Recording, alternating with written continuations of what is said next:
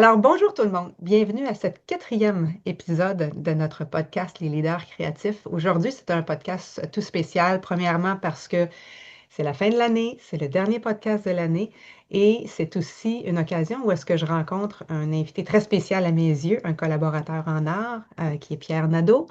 Si vous nous suivez un petit peu, vous savez qu'on collabore ensemble dans le contexte du Code Pegasus. Et donc, on a décidé de faire, évidemment, les podcasts sont en l'honneur de la soirée Pegasus, qui est une soirée de réseautage privé. Et la prochaine sera le 11 décembre. Et on a décidé de faire une soirée un petit peu spéciale. C'est la fin de l'année, le début d'une nouvelle année qui s'en vient. Et donc, on s'est dit, on va prendre comme on dit en anglais, le stage. Et on va être les conférenciers pour l'occasion. Normalement, on a toujours un conférencier ou une conférencière invitée. Mais cette fois-ci, on voulait aborder un sujet qui était quand même assez intéressant et approprié pour la fin de l'année, hein. C'est souvent le moment où est-ce qu'on regarde l'année qui a passé, ce qui est derrière nous, ce qui s'en vient, on fait le point, on décide un petit peu de qu'est-ce qu'on veut changer ou pas. Et donc, on a décidé de mettre une thématique un petit peu différente qui est oser explorer son nouveau chapitre. Donc, c'est vraiment, souvent les gens sont à la croisée des chemins, ils prennent des décisions au début d'année et ils commencent à entamer des nouvelles aventures, des nouvelles expériences. Et donc, c'est souvent cette fin d'année-là qui amène ces réflexions-là. Alors aujourd'hui, j'ai l'honneur de recevoir Pierre. Pierre, bienvenue à notre podcast officiellement. Merci, Karine. Et je suis très heureuse de t'avoir aujourd'hui. En fait, ça va être un podcast, mais une conversation aussi en même temps. Donc, on va évidemment toucher sur la thématique qu'on va aborder pendant la soirée Pegasus. Mais le thème souvent pendant les podcasts, si vous nous avez suivis auparavant, vous savez que c'est souvent les questions autour du leader créatif, donc de la créativité, comment on nourrit cette créativité-là et tout. Code Pegasus, qui est l'éveil du leader créatif, donc il y a un pont direct par rapport à ça. Mais aujourd'hui, je vais bifurquer un petit peu et je vais vraiment aller dans justement ce processus-là de transformation, hein. Quand on arrive à la croisée des chemins, quand on arrive à un moment de notre vie où est-ce qu'on sait qu'il y a quelque chose d'autre qui nous attend, je vais plonger là-dedans. Comment on fait pour entamer un nouveau chapitre, pour aller vers l'avant? Et Pierre, il y a une histoire phénoménale. Il a vécu tout plein de choses dans sa vie. Et donc, j'ai très hâte de t'entendre et que tu puisses partager ça. Alors, mes questions vont vraiment bifurquer vers ça, Pierre, aujourd'hui. Alors, la première que j'ai pour toi, c'est est-ce qu'il est arrivé un moment dans ta vie où est-ce que tu savais que tu n'étais plus aligné, là? Il y avait quelque chose qui faisait en sorte que tu disais, OK, je suis ici, mais je ne suis pas à la bonne place. Je ne sais pas nécessairement c'est quoi ma place, mais je ne suis pas à la bonne place. Et donc, qu'est-ce qui s'est passé de toi dans ta vie, dans ce déclic-là? Qu'est-ce qui était là pour toi? Absolument. Ben, écoute, la réponse est oui, plusieurs fois, hein, parce que je pense que c'est un peu normal dans une vie d'avoir plusieurs chapitres Ouais. dans notre vie. Et puis qu'on arrive, il y a même des livres hein, qui sont écrits là-dessus, là, qui parlent des 5 crises prévisibles de la vie. Tu vois, il y a cette idée-là qu'on arrive à quelque part dans notre vie et puis on sent un peu qu'on est moins à notre place. Tu sais, on sent que on n'est pas content, tu vois, on n'est pas heureux là-dedans, puis qu'on aurait le goût de changer, mais c'est pas clair. Tu vois, c'est comme ça, je pense que c'est universel pour tout le monde. Mhm. Et qu'est-ce qui est vraiment le déclencheur pour moi, c'est que souvent, en tout cas pour moi dans ma vie, tu vois, il y a une situation qui est moins agréable. Et puis, ben, tu vois, je toffe encore un peu en pensant que ça va changer. Ou, tu vois, moi, j'ai toujours été, tu vois, un peu, j'ai jamais fait de changement radical sans avoir pris le temps de réfléchir un peu, tu vois, là-dedans. Fait que donc, on toffe jusqu'à ce que on arrive à quelque part où, moi j'appelle ça le niveau d'écœurement. Là. Tu vois, tu arrives à quelque part, tu dis, ah, là, c'est fini. Là. Il faut que je fasse quelque chose, tu vois. Il faut Ouais. que je change. Fait que donc, euh, Donc, ça, pour toi, c'est quoi? C'est un ressenti à la base, les signes, c'est un ressenti? Tu te lèves le matin, tu sais que tu as toujours ce dialogue-là qui tourne autour, que, tu sais, ça a été quoi, toi, les signes? ben, Déterminants? pas le goût, hein. Tu vois, c'est comme tu n'as plus le goût. Tu vois, OK. si on veut OK. résumer simplement là, cette conversation-là, j'ai plus le goût de faire ça, là. J'ai plus le goût d'aller là. J'ai plus le goût d'être avec cette personne-là. J'ai plus le goût de ce travail-là. Tu Quelque vois, chose c'est qui dit comme, non comme en l'intérieur de toi. ouais, Ouais. on arrive à la fin, tu sais, d'une relation avec des amis, on arrive à la fin d'une relation amoureuse, ou tu vois, on arrive à quelque part, puis ça nous chicote, puis c'est flou, hein, il y a un processus de, c'est flou tout ça, tu vois, on n'est pas bien, puis on n'a pas d'énergie, puis on n'a plus le goût, tu vois, là-dedans, fait que c'est un processus, je dirais, normal, universel dans l'expérience humaine d'avoir des phase d'avoir des crises parce que à la base de tout ça, hein, il y a un processus d'expansion qui fait qu'on évolue tout le temps, on change Mhm. tout le temps, puis Mhm. des fois, les conjoints ne suivent pas la même vitesse et puis Mhm. on n'est plus en train d'avoir des bonnes relations ou d'avoir des relations qui nous nourrissent. Tu sais, on est dans une job que j'ai plus le goût, tu vois, ça me nourrit plus, etc. Mhm. J'ai fait le tour, tu vois, là-dedans. C'est intéressant ce que tu dis. Quand j'avais reçu Martine, on parlait de créativité, hein, puis elle parlait à un moment donné qu'elle était dans une période de sa vie professionnelle. Elle travaillait dans une entreprise où est-ce que là, il fallait qu'elle crée, mais c'était de la création par obligation.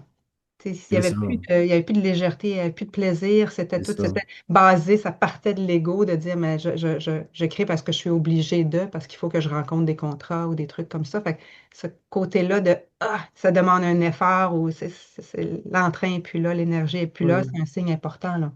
Mm. C'est ça. Moi, tu vois, le mot que j'utiliserais pour exprimer ça, c'est on subit notre vie. Ouais, c'est ça. Au lieu de la vivre ou de l'apprécier puis d'être dans un état de gratitude, ben, on subit. Tu vois, Mm. et c'est lourd, hein, tu vois. Ouais. Cette énergie-là, elle est dégénérative, moi je dirais même, tu vois, quand on n'a pas d'énergie, fait que il y a des conséquences, beaucoup, à tous les niveaux, hein, au niveau énergétique, au niveau corporel, au niveau de la santé, tu vois, on n'est pas bien, tu vois, fait qu'il Ça, faut c'est être capable de mettre le doigt dessus pour le dire, doigt dessus. OK, je suis en train d'être à la fin d'un chapitre, tu vois, Ouais. c'est dans ce sens-là. Et tu vois, toi, dans mon cas, quand j'ai eu le déclic, ça fait, là, j'arrête pas de dire 12 ans, mais ça fait 2 ans que je dis 12 ans, donc ça doit faire plus longtemps que ça. Mais moi, ça avait été, oui, un feeling généralisé que tu n'es pas à la bonne place, mais il y a un événement précis qui est arrivé à un moment donné où est-ce que quand j'ai entendu quelque chose, ça a eu un impact viscéral, très Mhm. émotif, très fort, où est-ce que tu dis, ah, OK, je suis pas à la bonne place, mais je sais pas c'est quoi ma place, mais je sais que je suis pas à la bonne C'est place. ça. Puis après ça, c'est de dire, OK, comment tu te mets en action? Parce que ça crée un flou. Donc, toi, comment tu as fait dans cette période de flou-là, quand tu sais pas trop, tu sais que c'est pas ça, mais tu sais pas c'est quoi?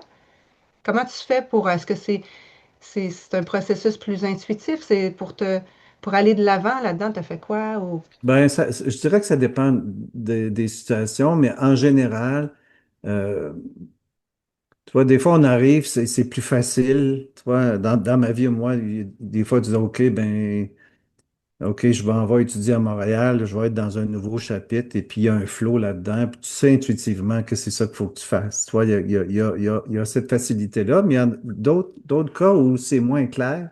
Tu vois, Mhm. c'est que dans ma vie, à moi, OK, c'est quoi la bonne décision que je devrais Ouais. prendre? Tu vois, c'est quoi le prochain chapitre? Et ben, dans mon cas, à moi, c'est de prendre du temps. Tu vas prendre du temps de réflexion, d'analyse, de clarification, de dire, OK, je suis rendu où? Qu'est-ce que je fais? Et puis, tu vois, quand on préparait notre podcast, tu vois, je me disais, il y avait il y a une chanson de Plastique Bertrand qui Eh dit quelque boy. chose, tu vois, je devrais-tu continuer ou je devrais arrêter, tu vois, stop ou encore. Ah, Mike! Hey, là, C'est tu ça. là, Mais je ouais. pense que ça, c'est universel. Tu vois, c'est comme une toune qu'on a dans la tête.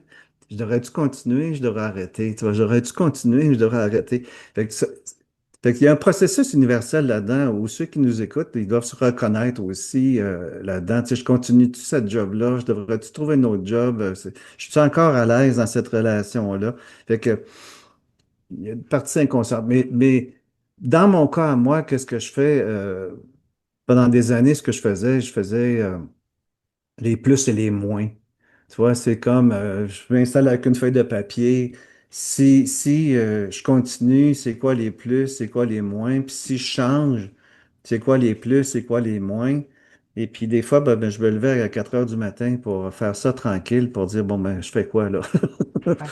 Pour arriver à prendre une décision. Euh, mais prendre du temps, prendre une période avec une méthode, surtout, tu vois, de dire, OK, comment je vais faire pour mettre de la lumière dans ma situation? Euh, Comment je vais faire pour prendre la meilleure décision possible pour mon prochain chapitre, tu vois, pour pas me tromper ou pour aller dans une direction. Puis aujourd'hui, je dirais que la meilleure réponse que je pourrais donner, c'est l'écoute du cœur. Tu sais, c'est quoi que mon cœur a le goût? Tu vois, c'est quoi? Pas écouter la peur, tu vois, si je fais ça, c'est en danger financier, ou, tu vois, mais d'être plutôt à l'écoute, qu'est-ce qui résonne avec moi Hmm. là-dedans? Et, et c'est intéressant parce que dans le fond, ce que tu décris comme les pour et les contre, c'est un processus rationnel quand on parle. Donc, Absolument. ça, c'est vraiment toute la tête et le jugement et tout ça.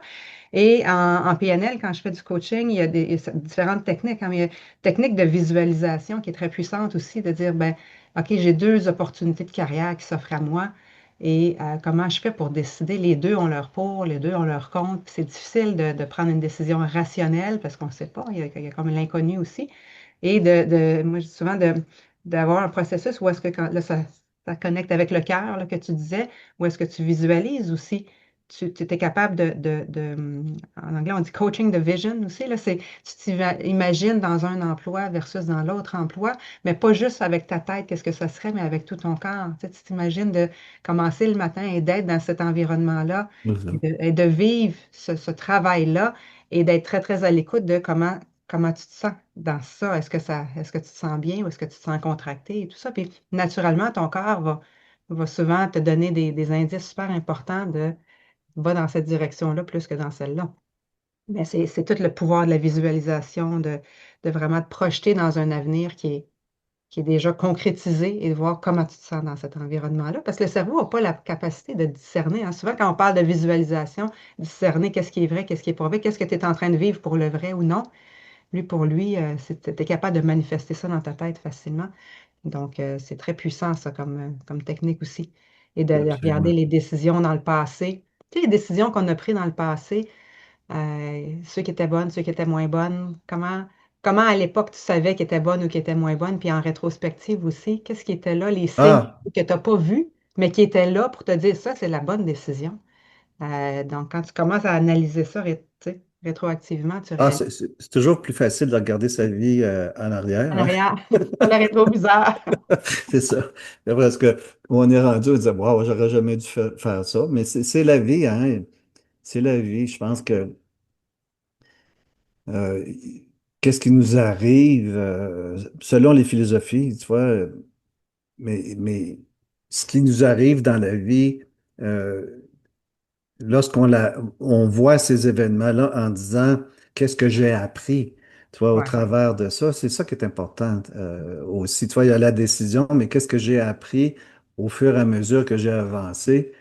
Euh, Tu vois, quand on regarde en arrière, je dis, dans les décisions, quand j'ai eu des décisions majeures, là, tu vois, on dit, waouh, ça implique d'autres personnes aussi, comme ouais, dans mon cas, tu vois, quand je me suis séparé d'une relation amoureuse, tu vois, et j'avais ma fille de 9 ans qui était dans la relation. ouais, Fait que ça devient quelque chose de, tu vois, OK, c'est vraiment une décision importante à tous les ouais, niveaux. Des ouais, décisions, tu vois, financières, des décisions affectives qui touchent aussi d'autres personnes, pas juste ouais, moi.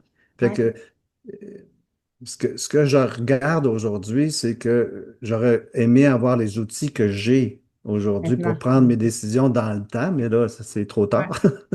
Mais aujourd'hui, je dirais que ce qui est important, c'est d'avoir quand c'est des décisions importantes, d'avoir de l'accompagnement. Je pense que c'est ouais, comme très, très bien d'avoir de l'accompagnement, puis d'avoir une méthode. Tu vois, c'est mhm, comment je vais faire. Tu vois, parce que quand on va juste dans euh, euh, le raisonnement, comme tu disais tantôt, ou à l'intuition, tu vois, c'est comme, tu vois, c'est difficile de trouver une conclusion solide. Tu vois, ça mhm, reste toujours un peu flou. Fait que donc, mais avec de l'accompagnement, puis avec une bonne méthode, je pense qu'on arrive à voir clair. Puis c'est surtout voir clair, je dirais, parce ouais, que dans le processus de réflexion, il y a des éléments, des fois, qui sont pas dans le radar, puis qui apparaissent quand on a une méthode. On dit, ah, à propos de C'est ça, ça. qu'est-ce que tu penses? Ah oui, j'avais pas pensé à ça, tu sais. Mais voir clair et vraiment comprendre qui tu es aussi, là, tu sais, pour prendre des décisions alignées avec toi. Moi, ce que je vois souvent, c'est on a tendance à voir des décisions comme une finalité. Hein, c'est comme si c'est la décision que je prends, puis à partir de ce moment-là, je suis pris dans une boîte avec cette décision-là, comme s'il n'y avait rien après. Et en réalité, on sait qu'une décision en emmène une autre, puis tu sais, la vie évolue, mais souvent, on se met une pression additionnelle par rapport à ce concept-là de finalité. Tantôt, tu parlais, tu sais, des doutes, des peurs et tout ça. Qu'est-ce qui fait en sorte que toi, dans ces décisions-là, tu as réussi à te mettre dans l'action, à faire les premiers pas? Qu'est-ce que tu as fait pour... Parce que c'est justement là, ces peurs, ces doutes-là, cette culpabilité-là, hein, souvent, moi aussi, j'ai vécu une séparation, donc la culpabilité de dire, ben là, je brise la famille, là, si je prends cette décision-là. Ou l'emploi, tu sais, je laisse en arrière un emploi qui m'a donné tellement, qui m'a nourri tellement. Donc, j'avais une grosse culpabilité des fois de quitter un emploi. Et donc, comment toi, qu'est-ce justement qui rentre en jeu à ce niveau-là? Comment tu fais, toi, pour passer par-dessus ça, peut-être développer des nouvelles croyances, une nouvelle façon de voir la vie, puis te mettre en action malgré Ouais. ce qui te retient en arrière, là? Mais je vais donner deux exemples, peut-être, Ouais. Karine, pour illustrer, parce que c'est pas toujours pareil, je dirais. Tu vois. Tu vois, je travaillais dans une compagnie américaine quand j'avais autour de 30 ans, dans la trentaine. Et puis, ça faisait 5 ans que je travaillais pour cette compagnie-là. Puis j'étais super content, là. Bon salaire, tu sais, vacances, j'étais apprécié. J'avais juste des amis dans Ouais. cette agence-là. Puis, tu sais, il n'y avait pas de conflit. Ouais. Mais, tu vois, je savais que pour ma carrière, comme si j'avais pas le choix, tu vois, d'aller ailleurs, apprendre d'autres choses, puis de grandir dans un processus et de prendre un risque. Tu vois, de prendre un risque, de vraiment pas être content de m'en aller ailleurs. Ouais, c'est ça. Mais je savais qu'il fallait que je fasse le pas. Tu vois, c'était comme intuitif, là. Et- C'était clair. Tu vois, c'est 5 ans, j'ai fait le tour, je veux apprendre autre chose. Tu vois, là-dedans. Ça s'est fait, je dirais, naturellement. Mais, mettons, plus tard, vers la cinquantaine, tu vois, quand je me suis séparé, comme je disais tantôt, ma fille avait 9 ans, j'étais là-dedans, tu vois, et il fallait que je prenne une décision. J'avais vraiment un inconfort. Où est-ce que dans ma vie, tu vois, j'aimais plus ça. C'était pas plus qu'à mon goût, là. C'était pas harmonieux, tu vois, j'étais pas là, ça m'énergisait pas, j'étais pas Mhm. dans une relation nourrissante. Mais, Mhm. mais même à ça, vu qu'il y avait tellement un impact, ben, je suis allé passer 3 jours à Saint-Benoît-du-Lac, là, tu sais, Ouais, ouais, ouais. avec moi-même, puis avec du papier, puis en silence, puis j'ai vraiment fait un processus sacré, tu vois, de dire, OK, ben, c'est hyper important, c'est quoi la décision que je vais prendre?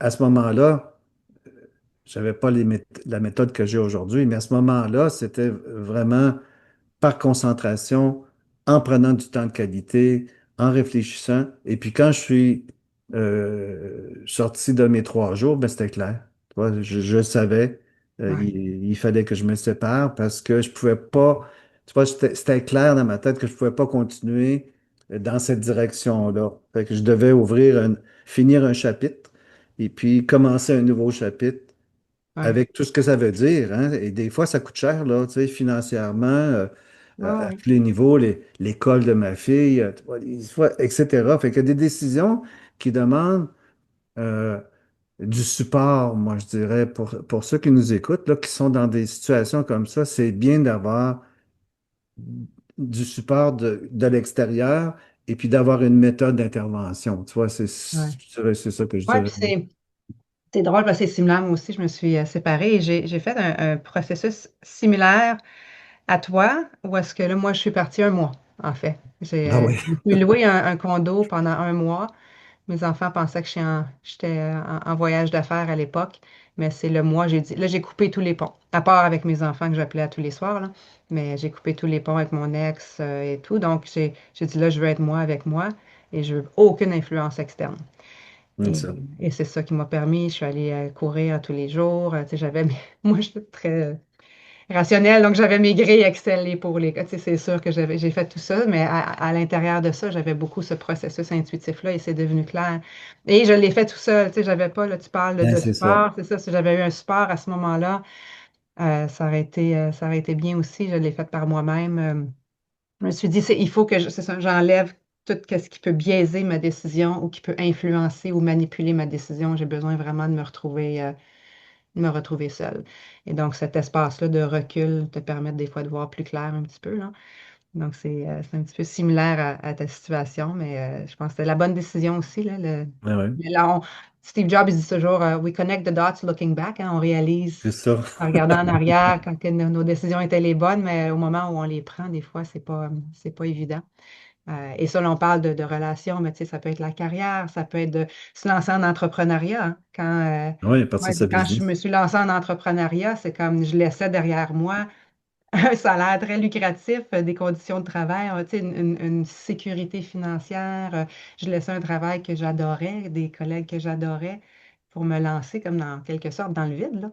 Puis dire, Ben ben, oui, je prends une chance, puis on advienne que pourra. Mais intuitivement, je savais que c'était ça qu'il fallait que je fasse. Il n'y avait même pas un autre choix que ça parce que j'avais manifesté ça depuis longtemps aussi, que c'est ça, c'est la voie que je voulais prendre, commençais à comprendre que c'était la voie que je devais prendre aussi. Et donc, et maintenant, je le regrette pas du tout. Mais ça prend ce courage-là de dire, OK, ben, je fais confiance à la vie. Tu sais, j'étais accompagnée. Rendu là, j'étais accompagnée, j'avais une coach. Donc, tu sais, dans mon mantra, c'était d'avoir cette confiance-là inébranlable en la vie et en moi. Et en, tu exact. sais, puis avec Pegasus, on parle souvent de, tu sais, la vie, si on part avec la prémisse que la vie est bien faite, qu'il n'y a pas de hasard, hein, que, tu sais, la vie est une école et que on avance donc, la façon dont notre paire de lunettes, là, la façon dont on voit le monde fait en sorte qu'on est capable de se mettre en action des fois, même s'il y a des risques, même si on a peur de se tromper. L'ego va nous ramener, mais tu sais, c'est quand tu suis la voix du cœur, souvent elle est plus forte. Donc, elle parle Absolument. plus fort. Ouais. Absolument. Et si tu regardes, là, mettons, quelqu'un qui regarde notre émission aujourd'hui, ce serait quoi ton conseil de justement, s'il ressent cet appel-là, euh, pour commencer, justement, de dire, ben, OK, là, je me semble qu'il y a quelque chose que je suis plus tout à fait à la bonne place. Comment faire le premier pas? Comment aller de l'avant? Là? Qu'est-ce que tu dirais à ces gens-là qui ont ce dialogue-là ou ces pensées-là récurrentes C'est peut-être ça. en ce moment? Ben, tu vois, moi, je dirais aujourd'hui, là, avec le recul puis mon expérience de vie, hein, je suis plus un jeune homme, je suis un homme mature. Puis avec l'expérience, moi, je dirais aujourd'hui, qu'est-ce qui est super important dans un contexte de décision comme ça, c'est d'avoir une excellente connaissance de soi. Mhm, OK? Puis ça, c'est pas évident à comprendre, la réponse, là, mais d'avoir une connaissance de soi, euh, premièrement, je te dirais que le monde en général a la sensation de se connaître, alors que c'est faux, selon moi. Tu vois, euh, l'idée de savoir qui on est, c'est un leurre. Parce que quand on travaille sur soi, on s'aperçoit rapidement qu'il y avait des morceaux qui manquaient, puis que finalement, je savais pas qui j'étais profondément. Fait que donc, pour prendre une bonne décision, il faut savoir qui on est.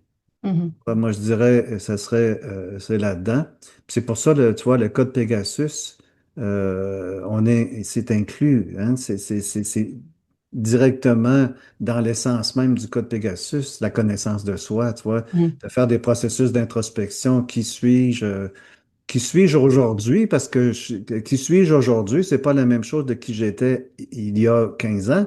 ouais. Fait que tu vois, il y a une actualisation de soi, hein, de dire qui suis-je aujourd'hui. Qu'est-ce qui m'anime, qu'est-ce que j'ai le goût, qu'est-ce qui me nourrit, qu'est-ce qui, tu vois, de faire vraiment un processus conscient de, de répondre à la question qui suis-je? Et ça aide énormément pour toutes les questions, moi je dirais là-dedans, que ce soit au niveau mental, relationnel, physique, que ce soit au niveau spirituel même, tu vois, c'est important de couvrir les quatre aspects de l'être, hein, physique, mental, émotionnel, spirituel, tu vois, les quatre, pour avoir une bonne connaissance de soi. Puis à partir de là, ben, une fois que il y a cet aspect-là, je dirais, moi, la connaissance de soi, et dans le cas de Pegasus, on fait du développement de conscience hein, pour devenir plus conscient.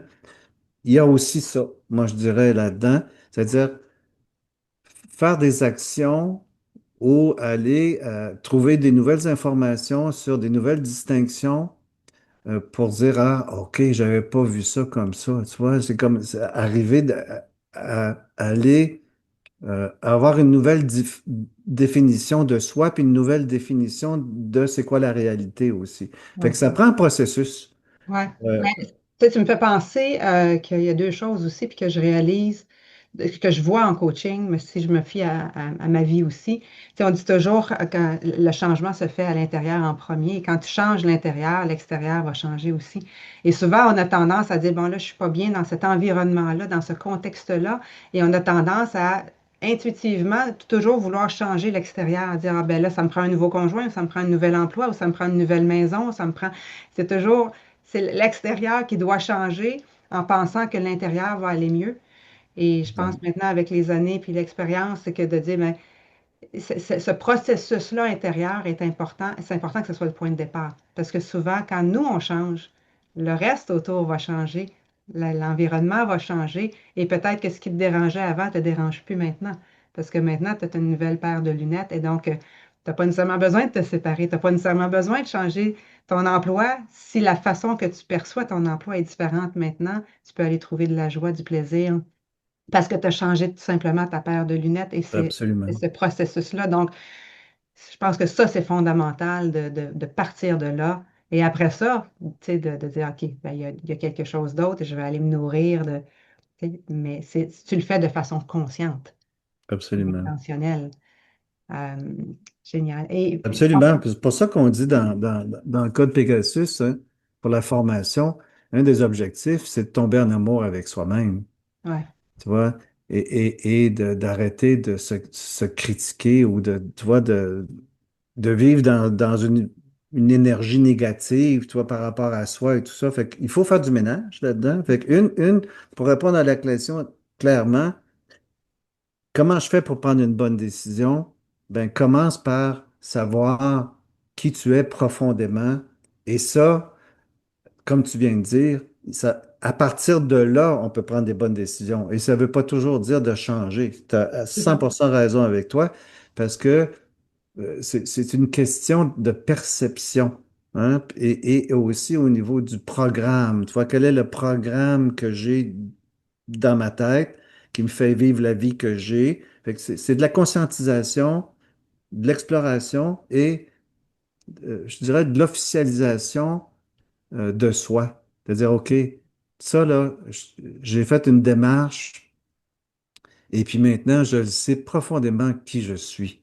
Ouais, Tu vois, quelqu'un qui est rendu là, qui est capable de dire ça, il est capable de prendre des bonnes décisions. ouais. Ouais. Merci Pierre. Je vais terminer en parlant un petit peu de la soirée Pegasus. Donc, le 11 décembre, on va avoir, c'est ça, cette dernière soirée-là de clôture de l'année. Oui. Évidemment, ceux qui sont déjà venus connaissent l'ambiance qui règne dans ces soirées-là au niveau de. C'est très chaleureux, très convivial. C'est des rencontres de cœur, on dit tout le temps. Et on a cette conférence-là. À qui, d'après toi, si tu avais à dire qui pourrait bénéficier, oui, de la soirée, parce que tu as les entrepreneurs, les dirigeants, t'as les gens là, c'est des belles rencontres authentiques, donc tout le monde peut bénéficier de ça, mais je veux dire, au niveau de la conférence qu'on leur réserve pour oser un nouveau chapitre, et d'après toi, qui pourrait bénéficier le plus de Je vais cette faire un soirée? peu, je vais faire un peu une joke là-dedans. Tous ceux qui trouvent leur vie plate. Tu sais. Mais moi, je dirais tous ceux qui sentent qu'ils ont une baisse d'énergie, tu vois, qui ont moins le goût, tu vois, qui trouvent qu'ils font du surplace, tu vois, parce que quand on tourne en rond dans sa vie, on est en danger, d'après moi. Tu vois, il faut toujours être dans un processus d'expansion pour euh, être excité hein, de sa vie. Tu vois, tous ceux qui se lèvent le matin puis qui ont pas trop le goût, puis tu vois, qui ont une vie qui se trouve moins intéressante, moins stimulante. Tu vois, ces personnes-là, je pense, ça vaut la peine de faire une démarche, de dire, hey, j'ai le goût de créer ma vie, une vie qui me ressemble, tu sais, j'ai le goût de Ouais, faire quelque chose qui m'excite, j'ai le goût de me lever le matin avec de l'énergie, puis de, tu vois, m'actualiser, puis explorer. Fait que il y a cette ambivalence-là moi, entre une vie plate, tu vois, routinière, tout moins ça, nourrissante, et hein. puis une vie qui serait plus James Bond un peu, là, tu vois, mais qui est plus le fun.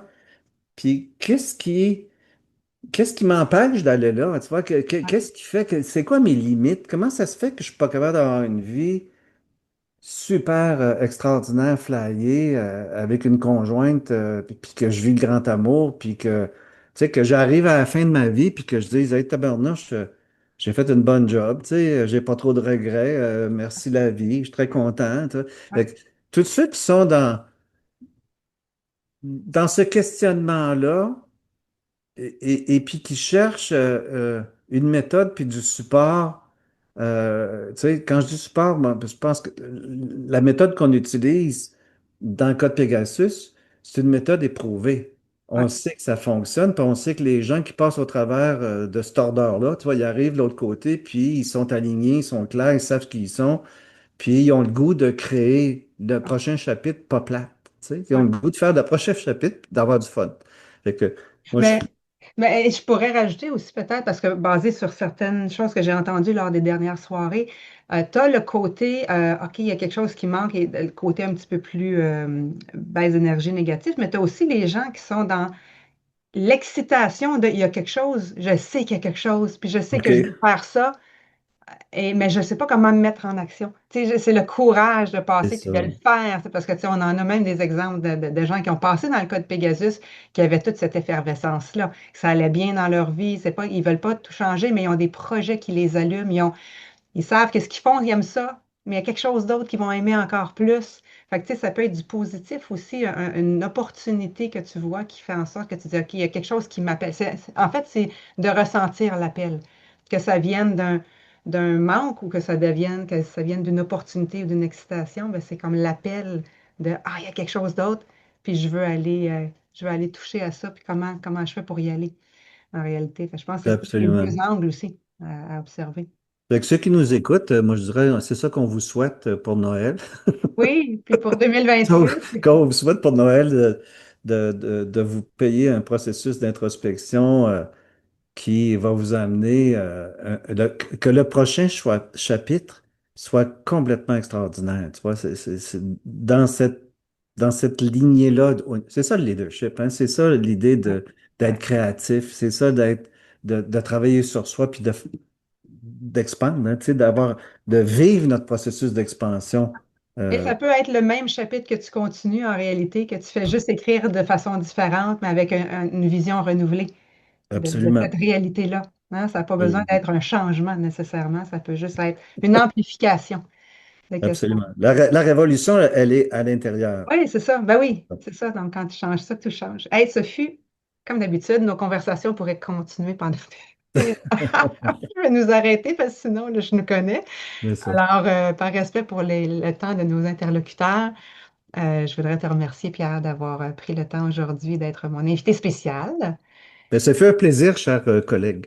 Ben voilà, et on est très heureux de vous recevoir. On vous attend en grand nombre. Si ça vous interpelle, l'information, évidemment, vous allez la trouver partout sur les réseaux sociaux, et en bas de l'écran, je vais la mettre évidemment pour vous inscrire. Mais 11 décembre, 6 à 9, une belle soirée.